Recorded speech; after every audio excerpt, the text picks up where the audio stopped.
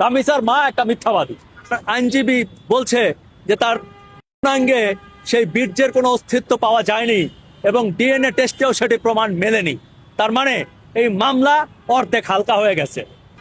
আপনি চিন্তা করেন যে একজন মা তার সন্তানের মৃত্যু দেখলো, সন্তানের লাশ দেখলো, কাটা দেখলো, তার মাথাটা বালতির মধ্যে পেলো, এরপর তার শুনতে হলো যে সে মিথ্যাবাদী। আমি আজকে দুদিন ধরে ট্রায়াল হচ্ছে কোর্টে, আপনারা জানেন সেই শিশু রামিসা ধর্ষণের হত্যাকাণ্ডের। আমার খুব আফসোস লাগে, দুঃখ লাগে যখন কোর্টের খোঁজ খবর নেই, খোঁজ খবর চাই।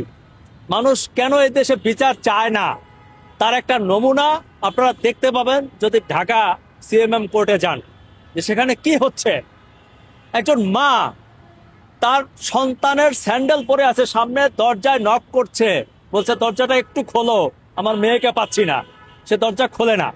দরজা খোলার পরে দেখলো যে তার মেয়ের নিথর দেহ পড়ে আছে, হাত একটা ছুটে আছে, মাথাটা খুঁজে পাওয়া যাচ্ছে না। মাথাটা খুঁজে পেল মা গিয়া বাথরুমে বালতির মধ্যে, মা সাথে সাথে অজ্ঞান হয়ে গেল। আজকে আজকে সেই আদালতে আসামি পক্ষের আইনজীবী বলতেছে মা হচ্ছে মিথ্যাবাদী, রামিসার মা একটা মিথ্যাবাদী।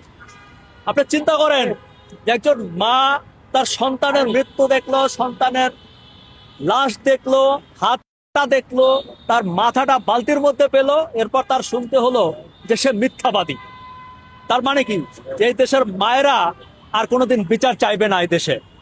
কারণ একজন মা, একজন বাবা, তারা তো সবচাইতে বেশি ভুক্তভোগী, তারা সবচেয়ে বেশি কষ্ট পেয়েছে, তাদের নারী ছেঁড়া ধন, তাদের জীবন ধ্বংস হয়ে গেছে।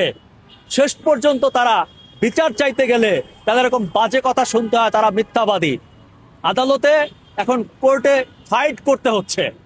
আমি যতদূর এখন পর্যন্ত তথ্য পেয়েছি তাতে দেখতে পাচ্ছি যে এই বিচার আদৌ হয় কিনা আমার সন্দেহ আছে। কারণ বিচার করতে হলে লাগে বিচারের প্রুফ। এই শিশু বাচ্চাটিকে দেখেন, তার আইনজীবী বলছে